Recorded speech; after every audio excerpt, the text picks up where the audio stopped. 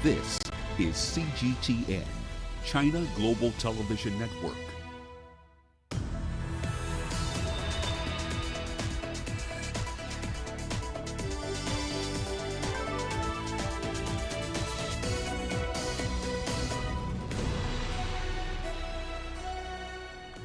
Hello there, welcome to this edition of Global Business Africa. In the course of the hour, we'll run through the business news stories you need to know about from the continent and beyond. But first, a quick run through the markets for you.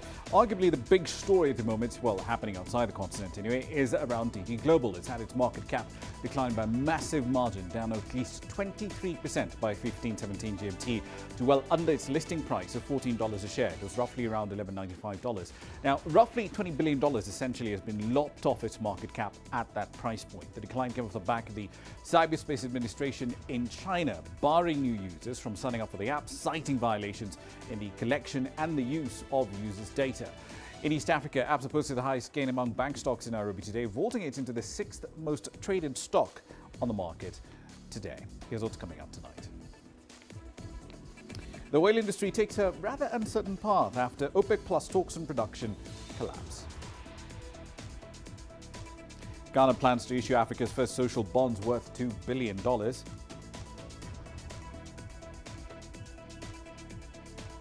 And Jeff Bezos steps down as the CEO of Amazon after 27 years in charge.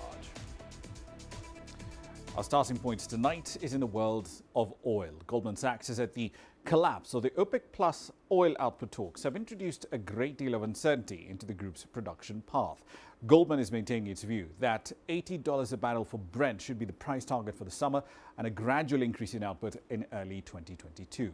Ministers of the Organization of the Petroleum Exporting Countries, that's OPEC, and its allies called off oil output talks on Monday, the 5th of July, and they set no new date when they would resume. The talks were carried over essentially from last week. Now that comes after major producers including Saudi Arabia and the United Arab Emirates fell out over plans to add another 2 million barrels per day of oil to the market between August and December.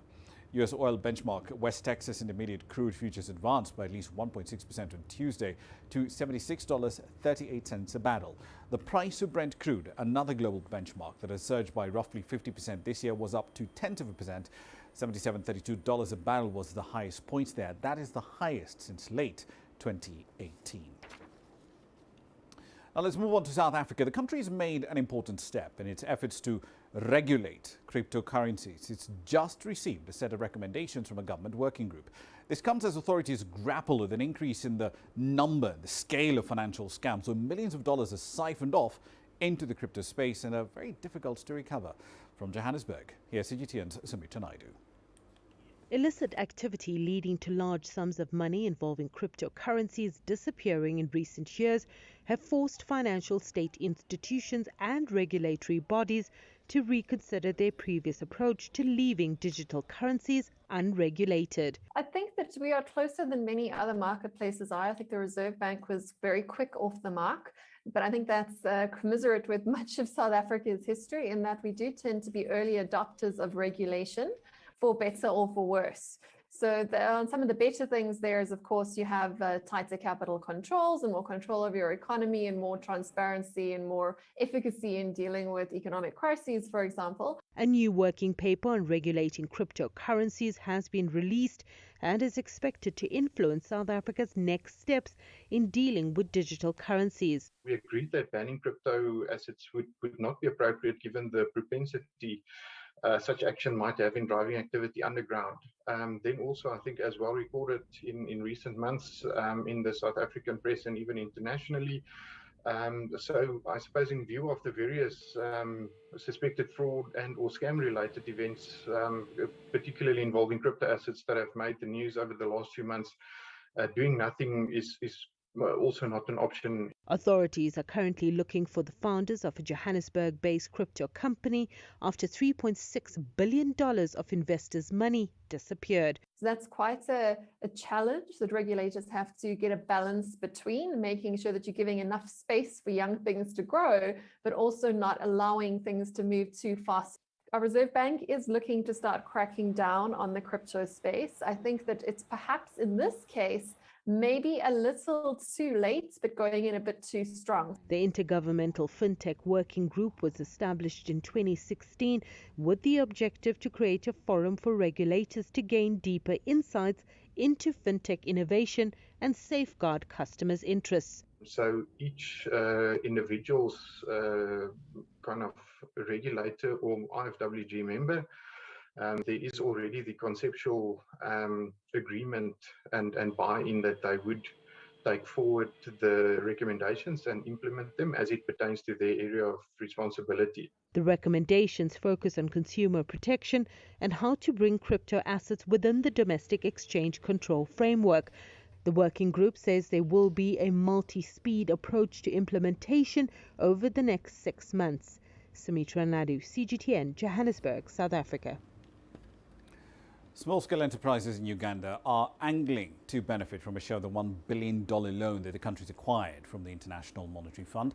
Experts also hope that the loan will increase domestic revenue in the East African nation. CGTN's Ramah Nyang has this update.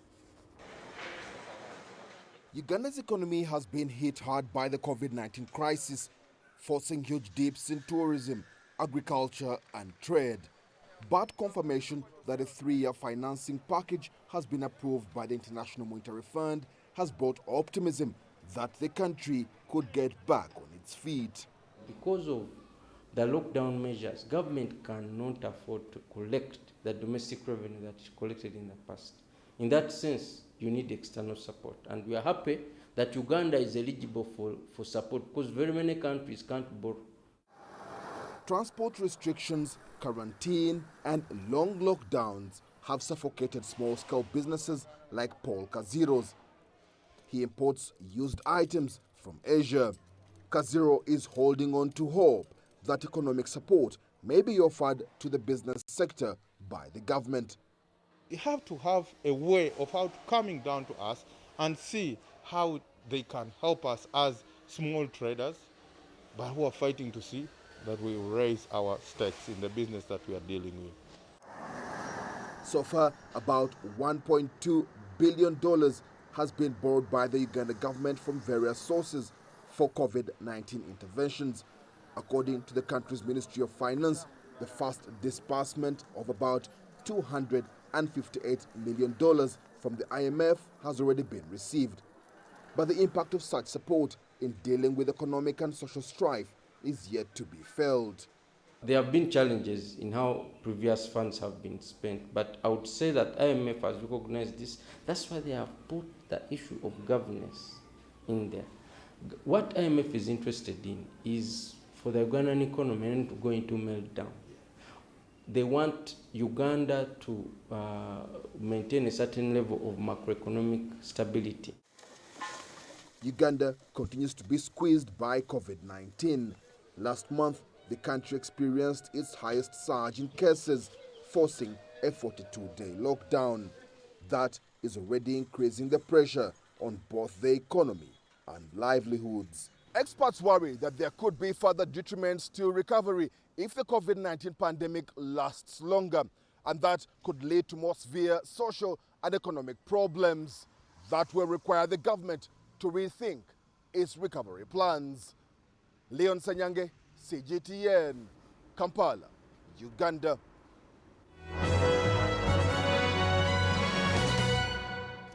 All right, and a quick run through some company news. Africa's largest fiber company, Liquid Intelligent Technologies, formerly Liquid Telecom, is partnering with Facebook to build a long-haul and metro fiber network in the Democratic Republic of Congo. The project will be funded by Facebook, but owned and operated by Liquid Intelligence. Now, the fiber network is expected to improve internet quality for at least 30 million people and provide regional connectivity for Central Africa as well.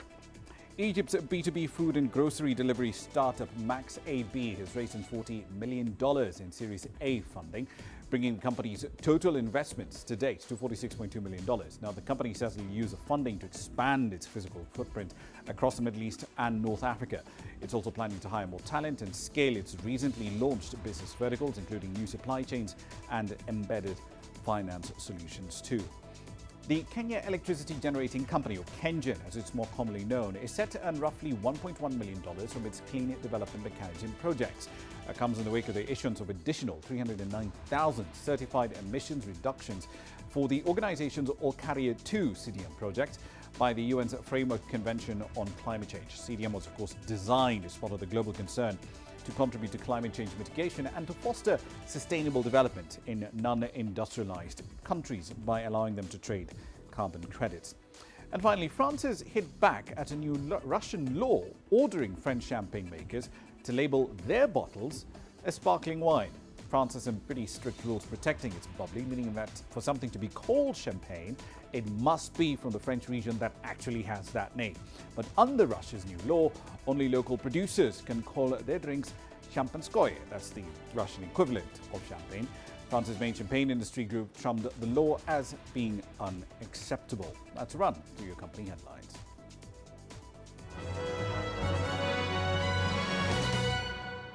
You're watching Global Business Africa. Time for a short break. Here's what's coming up next.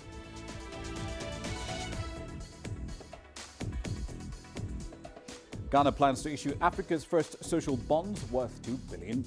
We'll be live in Accra. And Zimbabwe unveils new notes to ease a serious cash shortage. The details coming up next. The world economy as we know it is about to change. Global business reports highlight emerging markets, developing countries, and dynamic sectors worldwide. We feature top analysts and newsmakers to provide perspectives on every facet of business. From an on-the-ground perspective, we provide you with balanced and objective assessments. Fast, sharp, and insightful. Global Business, only on CGTN. There's more to this place than just glorious landscapes. There's more to it than just, say, Table Mountain or glorious, endless salt flats. There's more to it than countries that are home to some of the deepest mines in the world. There is so much more to this place, even if it is home to some of the finest diamonds on the planet. It is the sheer diversity of the people who call Southern Africa home and the relentless drive to make it a better place that make it so special. And we know that because this too is home.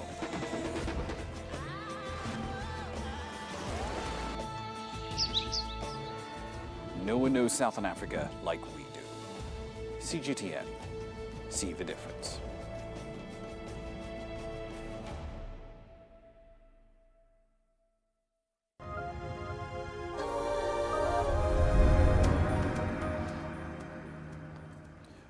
Welcome back to the program. Ghana is planning to issue green and social bonds worth up to $2 billion by November. Now, this would make it the first African country to sell debt in order to fund development programs. A social bond essentially is a debt instrument used to raise funds for projects with positive social outcomes, like investing in education, healthcare, food security, that sort of thing. Its issuance is on an upward trajectory around the world as investors try to combine the need to make a profit, but also a mission to tackle inequalities. This type of bond reached record levels last year, increasing sevenfold in terms of issuance. This year, it's expected to grow by at least 6% to $150 billion being raised in that space. The African Development Bank, for one, has been active in that space. It launched a social bond program in 2017. To date, it's issued 5 such bonds. The latest one was a $3 billion debt instrument designed to raise funds for fighting COVID-19. Let's dig into the details of Ghana's push into both green and social bonds. Paul Frimpong is a global markets research analyst at CGI's Finance and Investment Sense. He joins us now on the line from Accra in Ghana. Thank you for your time this evening. So, do we know what the proceeds of these social bonds will be used for? But just as important, do we know what price Ghana is targeting? Yes, good evening and thank you for having me. I think what the government is doing through the finance ministry is to leverage on the various opportunities that are available to be able to meet its expenditure needs for the year. And beginning of the year, the 2021 budget, the government got approval from Parliament to raise $5 billion from the international markets already the government has raised about $3 billion through the issuance of Eurobond. And I think it's trying to raise this $2 billion through the green and social bond in November. As of now, the price at which the government will be paying for this bond is not known yet.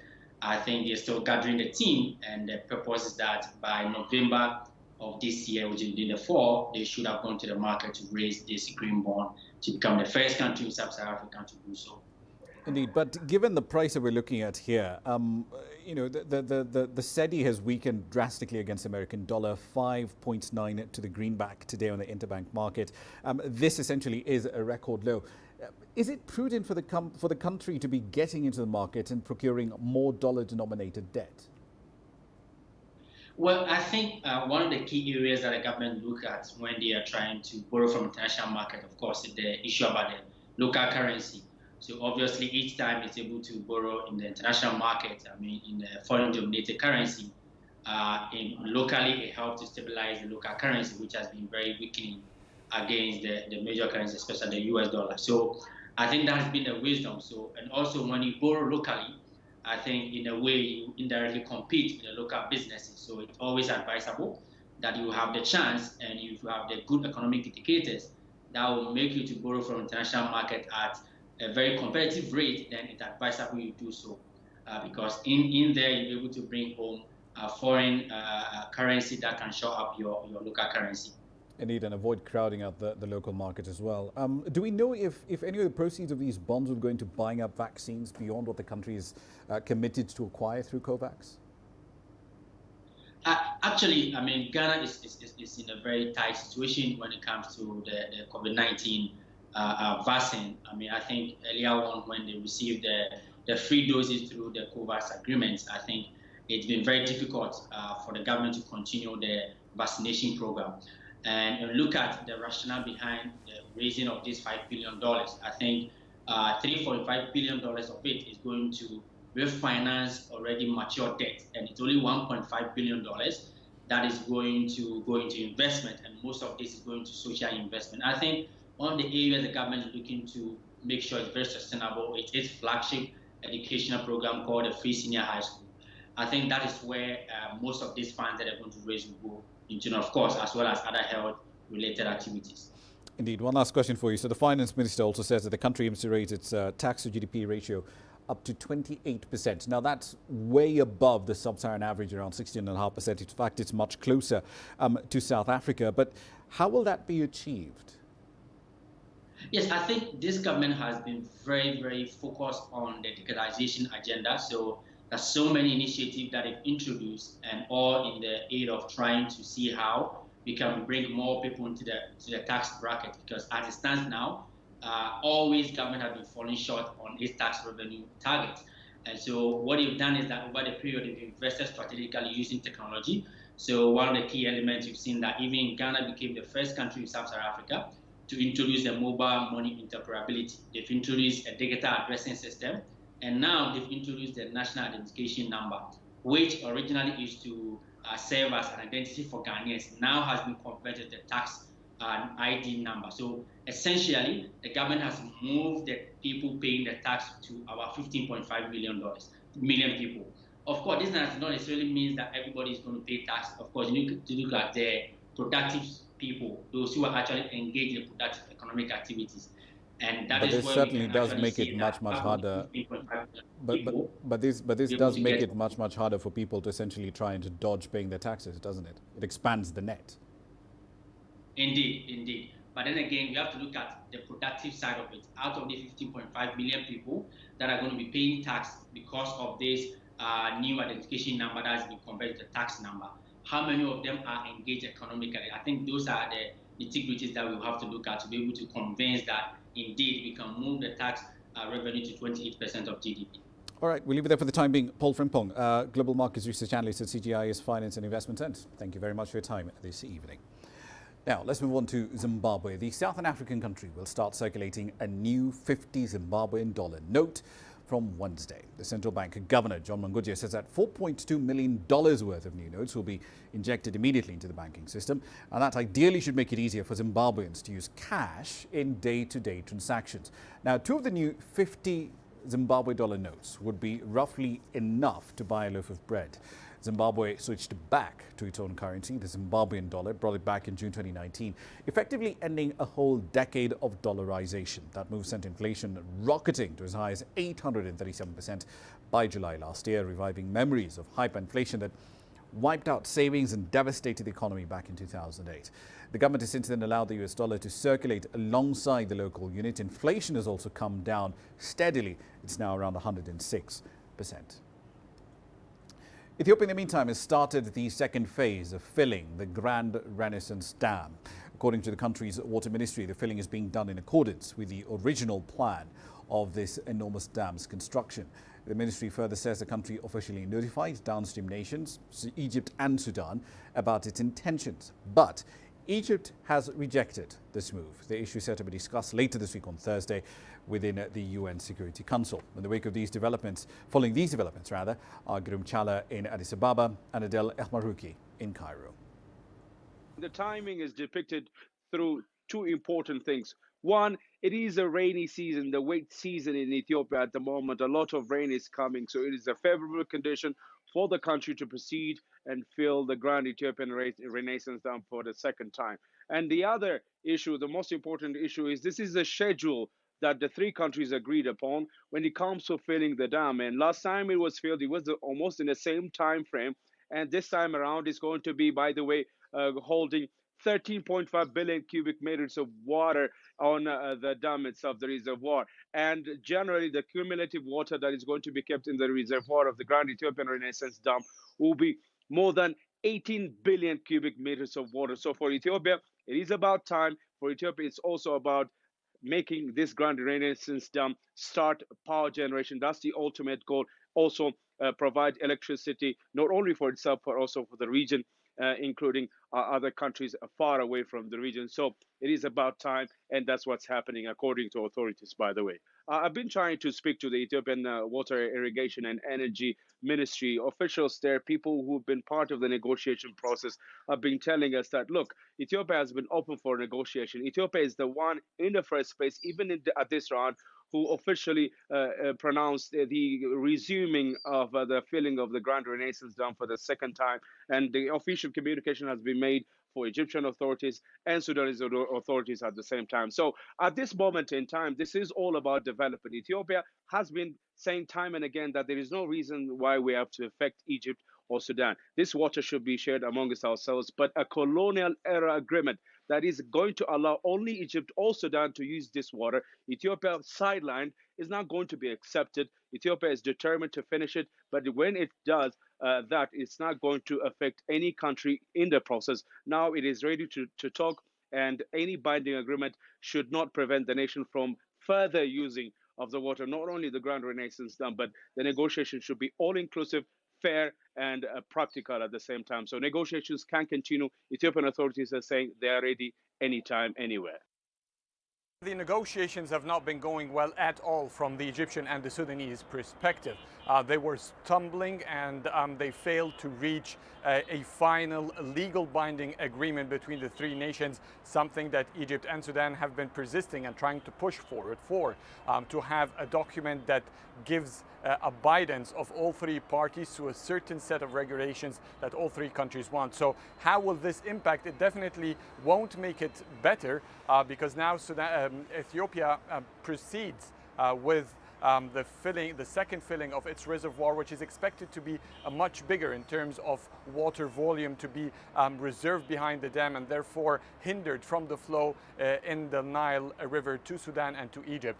In response to the official letter that the Egyptian irrigation minister received from his Ethiopian counterpart, Egypt officially rejected Ethiopia's move, describing it as a unilateral move. And on the other side, the Egyptian foreign minister has also forwarded this Egyptian official rejections to the UN Security Council, and already there is a scheduled session this coming Thursday, which Sudan and Egypt both have been calling for, to discuss the developments in the Grand Ethiopia Renaissance and Nile water talks with Ethiopia. Egypt and Sudan have resorted to the African Union, which sponsor talks have not reached any agreement that pleases both countries. There have been international mediation. The United States has entered negotiators from Europe as well have participated, and still nothing has been achieved. Which has led also to some officials from the White House to criticize the Ethiopian stance. So what is next is basically, from a Sudanese perspective, for example, they say that they have all options on the table. Egypt, on the other hand, believes that politics is the only way out from it, but this has not been helping for some time, but definitely the next Security Council meeting will shape more the vision about what the international community is willing to do, or how it would like to intervene in this diplomatic crisis. Now, still in Egypt, the country is planning to increase the supply of electricity generated from renewable sources to 20% by 2022 and 42% by 2035. Now, under this plan, Egypt will get at least 14% of its electricity from wind, another 2% from hydro, 22% from solar, from essentially PV plants, and 3% from solar power, essentially the thermal side of it, in the next 1.5 decades. CGTN's Yasser Hakim assesses the plans that the North African state is making to achieve these goals. The Egyptian government has been fostering efforts to reach the 42% target of renewable energy with huge solar, wind and hydro energy projects. Of course, Egypt's location and also diversity of energy is something that every country have been looking at. And the overall sustainability, like relying on one kind of energy generation is not a reliable or even an achievable target anymore. And Egypt in particular has some geographical advantages, mainly focused on the solar power and the wind energy also, and some of the water sources. So having such advantages and not utilizing them by having a significant portion of the energy generation based on renewable energy would be a waste of resources. Solar power in the last couple of years was doubled, and this is actually the most significant part. Renewable energy is not just better use for the environment, but also has a financial impact on the economy. The cost of producing energy from renewable sources is much less than producing energy from fossil fuel for several reasons. One is the technology used to produce energy is cheaper. Secondly, the fuel energy needs measures to reduce environmental effects, such as filters in factories, which is expensive. It will also save billions of dollars in fuel imports. The largest solar park in Africa is Benban in Upper Egypt. It's a reflection of the potential of the North African nation, and China has been investing heavily in this project. So most of the panels that have been there in Benban and so on had the Chinese investors and Chinese companies playing the main role in this, and we are seeing here in the numbers double the numbers. So this needs a very strong workflow and very strong supply, and reliable supply also. So I am happy actually that businessmen and entrepreneurs like my colleagues in EGB have achieved a lot of work in partnership with Chinese companies. Challenges facing investors in renewable energy projects include red tape and changes in rules, especially concerning fees and feeder prices. But the government and legislative councils have been working on solving these issues. The state has been adamant to make changes to attract investments in the renewable energy projects. For example, it is encouraging investors to establish renewable energy projects for electricity through offering BOO, which is building, operating and owning for the private sector, and also working with foreign states such as French and Japanese banks that fund such projects in order to diversify funding. According to the planning minister, the government has allocated about $29 billion for 690 green projects in 2021, and which will be doubled in the next 2 years. Yes, Hakim for CGTN, Cairo. The African Telecommunications Union has signed a memorandum of understanding with Huawei, the Chinese tech giant, that will see African countries and organizations build capacity for ICT transformation. Under the terms of this MOU, Huawei will help expand the digital economy and boost rural connectivity. Here's CGTN's Daniel Arap Moy with this report. Huawei and the African Telecommunications Union have agreed to share information on latest trends, challenges and solutions in Africa. In a new agreement, Huawei and ATU will support African countries in transitioning to a digital economy. We will continue to support local innovation. We will launch training and capacity building programs with ATU, and we will collaborate on best practice sharing and research that we can speed up digital transformation for Africa regions. Huawei will also offer cutting-edge training to ATU members, access to global experts to discuss the latest technologies and trends. The Memorandum of Understanding between Huawei and the African Communications Union is expected to expand the digital economy as well as rural connectivity in Africa through furthering research. We do hope that this arrangement with Huawei can be used as a platform for facilitating infrastructure development, dialoguing with our member states in terms of their needs. And then we have investment opportunities where Huawei can go in and assist in the development of infrastructure. With this agreement, we will provide a lot more capacity building with ATU for governments, including on AI and the digital economy, which are critical for digital transformation. The partnership will promote secure and resilient networks in Africa and gain the digital skills necessary to drive their economies. Huawei has worked with ATU for several years, releasing a white paper in 2008 on how to improve rural network coverage. Daniel Arap Moi, CGTN, Nairobi, Kenya.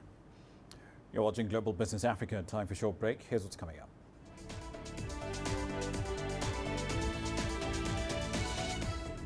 Jeff Bezos steps down as the CEO of Amazon after 27 years in charge. China, France and Germany pledged to safeguard multilateralism. The details coming up next.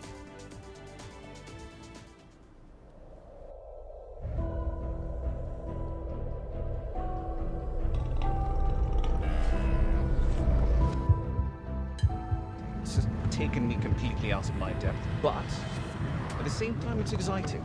It's new, it's different, it's a challenge. It's really exciting.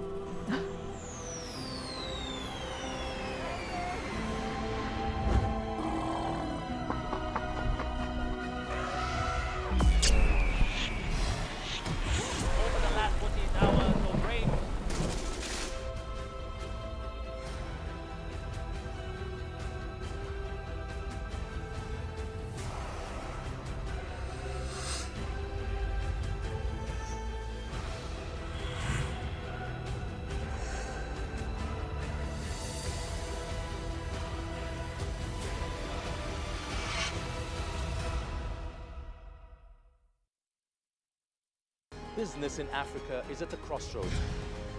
We celebrate those who are adopting and thriving despite the challenges, from grassroots to big businesses. Global Business takes you along for the ride as we track the making of a giant. Only on CGTN. How will your world change today?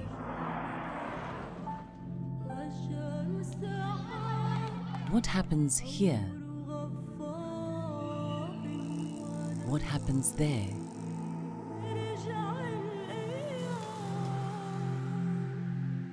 Or what you make happen for yourself?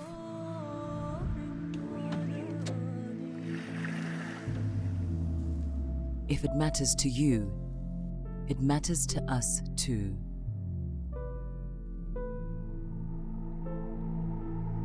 Your stories are the stories that need to be told. Africa Live. Find your voice.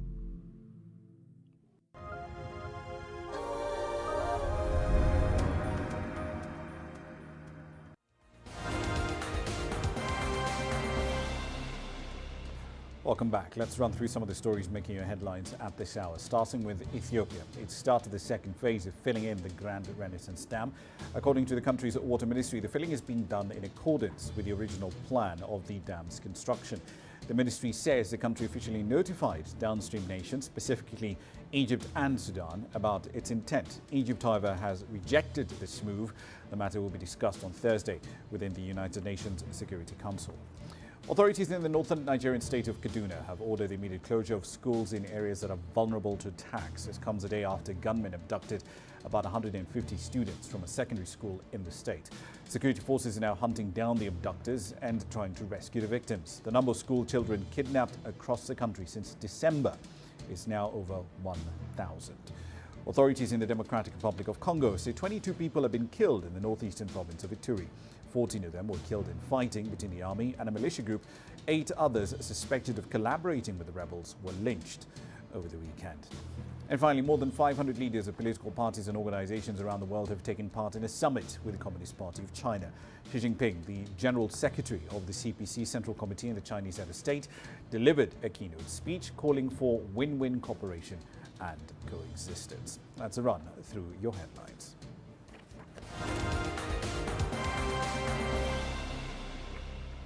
Right, then back into our lead story, matters oil. Goldman Sachs says that the collapse of OPEC Plus's oil output talks have introduced a fair bit of uncertainty into the group's production path. Goldman maintains its view that Brent prices will hit around $80 a barrel for this summer and output will gradually increase in early 2022. Ministers from OPEC Plus called off oil output talks on Monday. No new date for the resumption of those talks has been set as yet. The talks are carried over from last week, Thursday and Friday. That came after major producers, including Saudi Arabia and the United Arab Emirates, fell out rather dramatically over plans to add some 2 million barrels per day of oil to the market between August and December. U.S. oil benchmark West Texas Intermediate crude futures went up by 1.6% a little early in the day to $76.38 a barrel. The price of Brent crude, another global benchmark, has gone up by almost 50% this year. It was up 0.2% to $77.32 a barrel, the highest level since late 2018. So then, let's explore the latest developments in the oil market. Elena Casas is live in London tonight. Elena, so ever since the trading day essentially dragged on, Brent and WTI benchmarks have fallen by rather large margins so far in the day. Brent was over 2.5% lower at 15:30 GMT. Brent around 3.4% lower at the same time. What's driving these trends? What's happening? Well, these falls today are likely to be driven by profit-taking, Ramah, after oil reached 6-year highs earlier. Some OPEC Plus sources have told Reuters the group is still likely to resume discussions later this month and agree to pump more, as they were planning to from August. So perhaps oil traders just want to cash in before the supply increases. The collapse of those talks now, though, means it's very uncertain whether the current curbs will continue and indeed whether countries will stick to their quotas under the OPEC deal. But global demand, of course, is still continuing to grow as much of the world emerges from lockdowns. And that's why banks like Goldman Sachs, as you were mentioning there, are still maintaining their forecasts for Brent to reach $80 this quarter. So why was it in the UAE's interests to reject this proposal to extend output limits for another 8 months? So the UAE's argument is that the parameters of the original deal are not fair and it should be allowed to pump more crude. It wants to increase the base output used to calculate its quota by nearly 700,000 barrels a day, and it says other oil-producing countries have been allowed to increase their own baselines. The UAE has invested very heavily, it's worth saying, in boosting its oil output capacity in recent years, and it wants to monetize those reserves as soon as possible before the global push away from fossil fuels could make them harder to sell. And so the root of the UAE's argument is that their output is being unfairly suppressed, to paraphrase what their oil minister said. But given that oil prices just this year, they've gone up by nearly 50% since the start of the year, is that price hike insufficient or sufficient to bring in the revenues that the UAE at least had hoped for? Well, the oil price in the coming months is very difficult to predict now, especially after this falling out. It would appear to be bullish for crude prices in general, since constricting supply raises the price. So it would seem counterintuitive, in a sense, as you say, for the UAE to want to pump more. But now it's probably not very likely that the OPEC Plus countries will all continue to stick to their agreed quotas. It's equally possible that this disagreement could start a price war in which all the countries essentially pump as much as they like and supply overwhelms the demand. Of course, Russia and Saudi Arabia tried that last year, and that was one of the major factors that drove the price down so far. So perhaps the most likely outcome now is that they will reach some kind of compromise, meaning that the UAE will get to raise its production, but so will a number of other countries, meaning volumes will rise considerably and the price will be pushed down. So it really is a mixed blessing for countries like the UAE to push for higher production like this. Indeed, it does make you wonder if Saudi Arabia will be left holding the bag in that respect. But one last question for you, Elena. The UAE and Saudi Arabia are diverging on a whole range of policy issues. The UAE is normalizing ties with Israel. Saudi Arabia is not. The UAE pulled out troops, well, most of its troops anyway, from the Saudi-led war in Yemen on the Iran-backed Houthi rebels faction in 2019.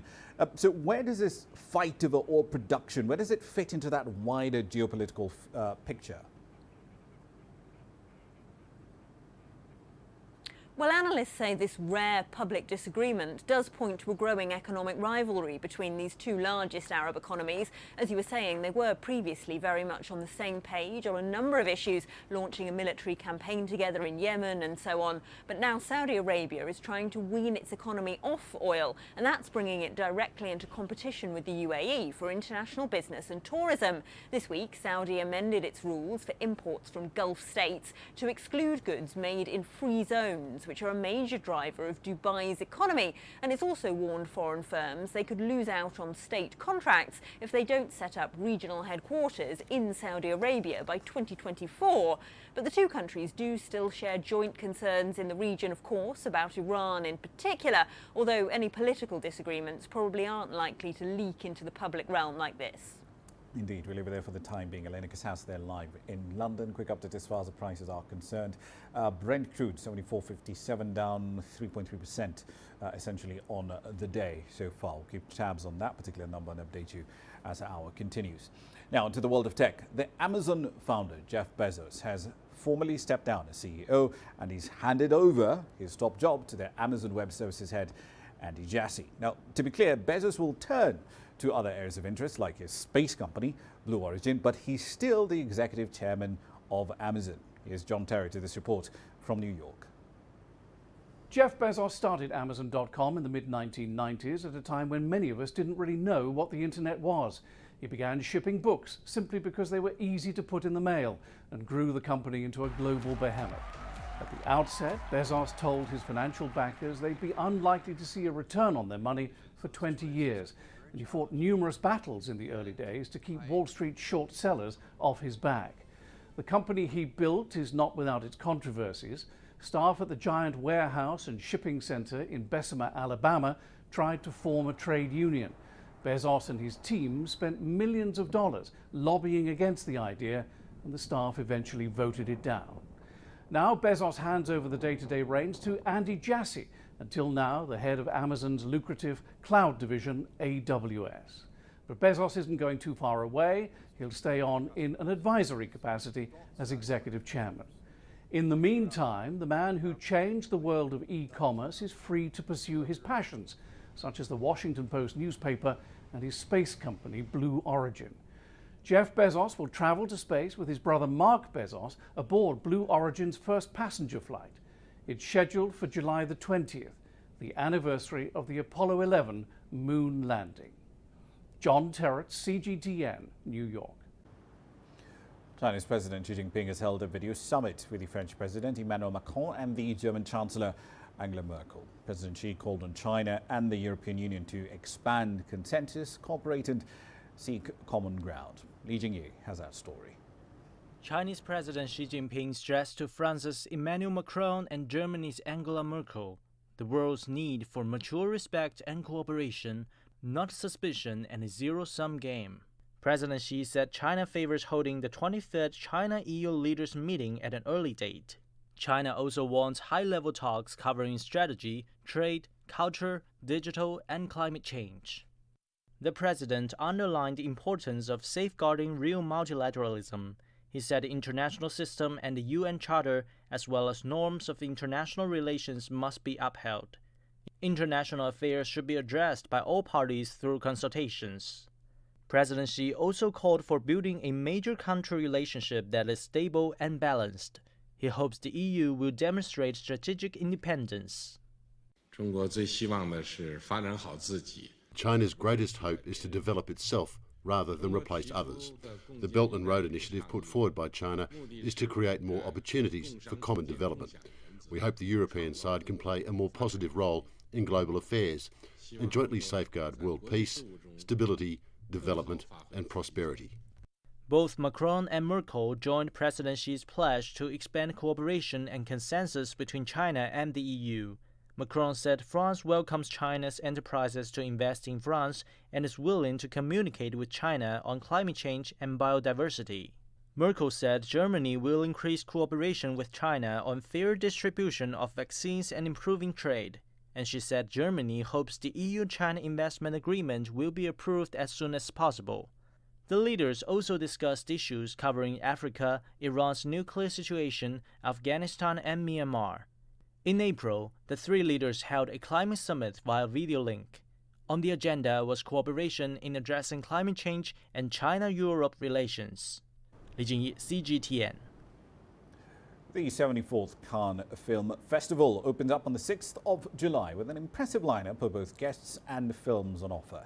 After a very challenging year of lockdowns and pandemic restrictions and COVID safety measures, the festival is the centre of interest as the cinema industry tries to get back on its feet.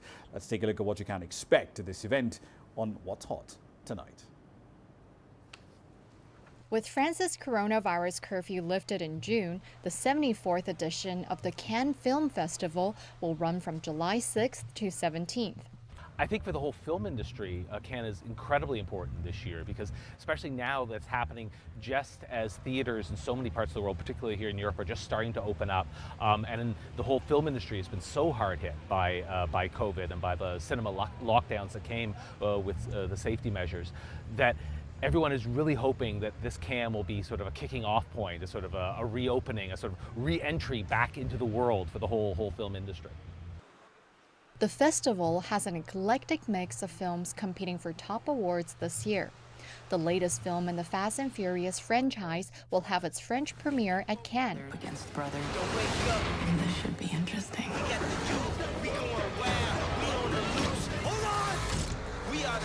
I spent my entire life in your shadow. And now you spend the rest of yours. After trying for decades to get a movie made, veteran art pop duo Sparks will finally have their starry musical Annette open the Cannes Film Festival this year.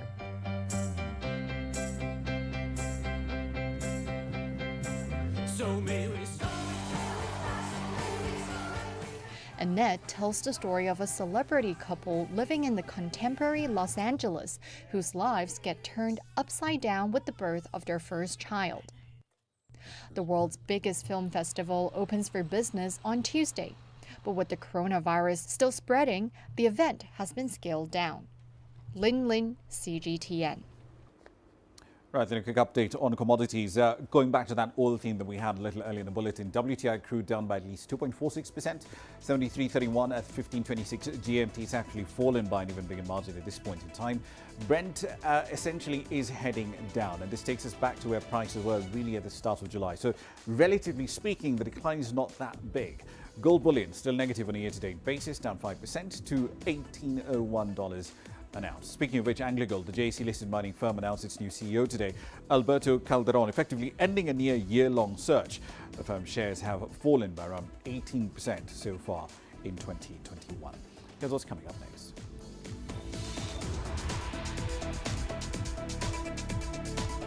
A Kenyan entrepreneur's dream to be a trailblazer in the sportswear industry has come to life. The details coming up next.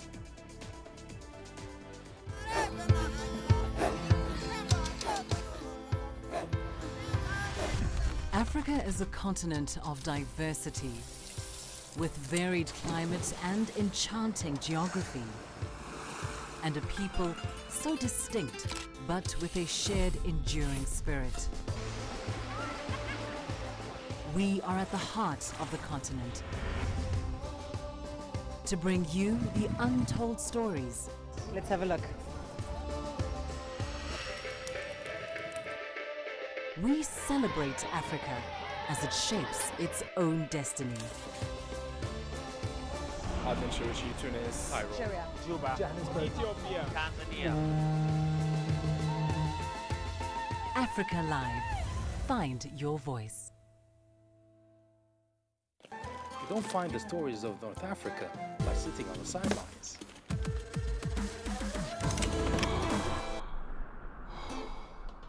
No one else will take you where we can in North Africa. And no one else will show you what it's all about. CGTN, see the difference.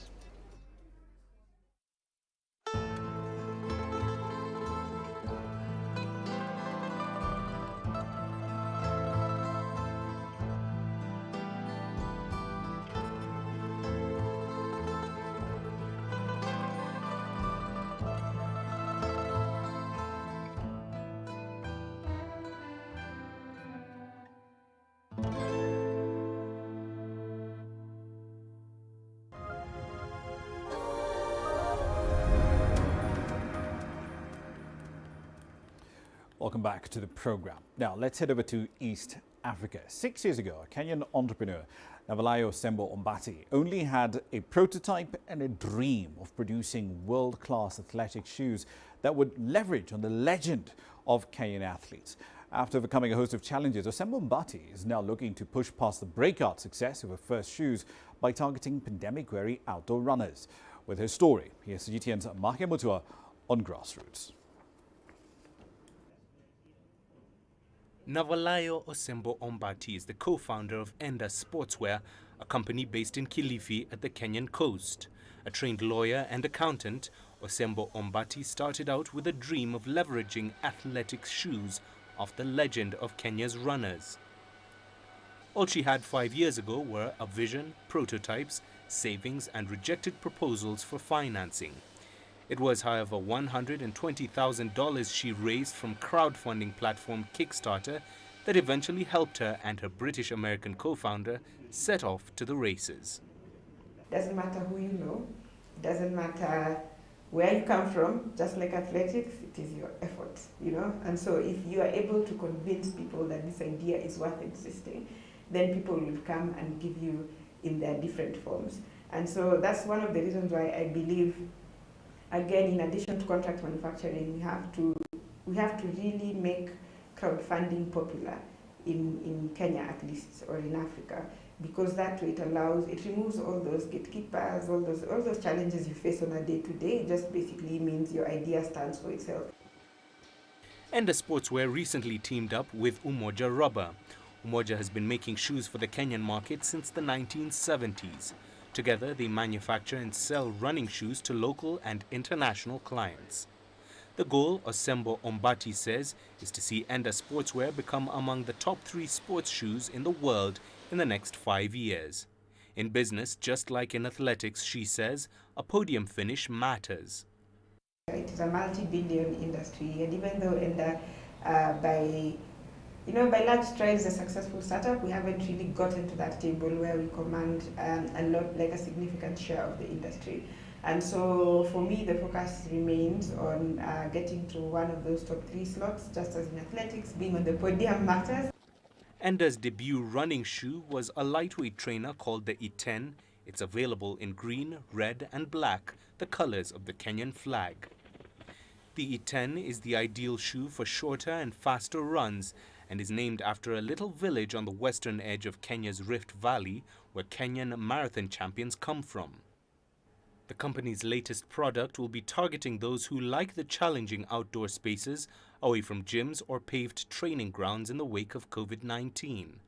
The shoe will be sold under the brand of Kobe Fora, an archaeological site in northern Kenya. Running was the only thing allowed by most governments. It was the only other thing people could do by themselves in the open because gyms were closed. And so COVID actually became a I was going to say a good thing. It's not really because I know some friends of mine who shut down their businesses, but I would say for the running shoe industry in particular, COVID was a really good thing. The industry, like, it just went up. Enda relies heavily on social media marketing instead of the regular running events they held before lockdowns. The company has also started a club on popular running and cycling app Strava, where customers can engage and compete.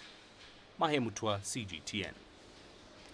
One final story for you. One Egyptian woman living southwest of the capital, Cairo, has trained the women in a village to make handbags out of palm fronds. This is a project that has over the years become the village's main source of revenue. Take a look. The intricate craft of kous has existed in Egypt for thousands of years. It involves making bags, boxes, baskets and other products purely from renewable palm fronds. Through its natural material and authenticity, the product has acquired appeal both in and outside of Egypt. My great-grandparents did this job, the making of kous. I learnt it at the age of 6. I taught myself and I taught my siblings. I taught my neighbors, then I taught the village. The girls who would finish school would come and learn this.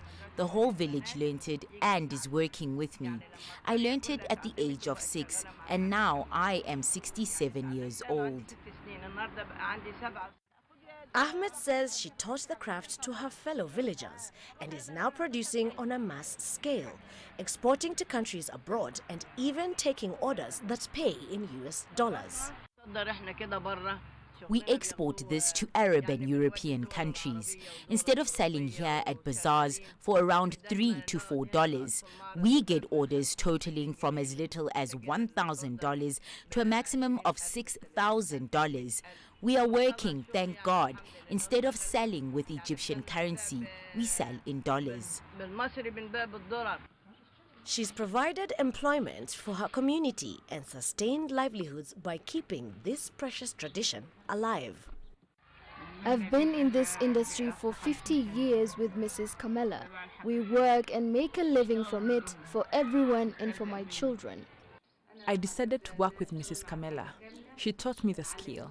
I helped my husband by working with this. It is good income. In Africa, there's a slogan named Ubuntu, which means I am because you are. The phrase is coined from a Zulu phrase which literally means that a person is a person through other people. Ahmed's desire to keep a tradition alive while empowering her community is the perfect demonstration of what Ubuntu really is. Terry Wangari, CGTN. All right, then, a quick update as far as currencies are concerned. The Naira over 411 once again in today's trading session, relatively close to the 411.90 record low that we've seen on this particular currency in the interbank market, at least on the NAFEX. Ghana's SETI also continuing to weaken to record lows, 591 in today's session. That's the weakest on record for the oil, gas, gold and cocoa exporter. We'll keep tabs on that and plenty more to update you as these trends do evolve. That's it for this edition of Global Business Africa. As always, I'd like to hear your thoughts on the content you've seen here in the last hour. There are many ways to get your feedback back to us. All of them on your screens right now. I'm Ramah Nyang in the Kenyan capital, Nairobi. Thank you for your company in the last hour. The World Today is up next from Washington, D.C.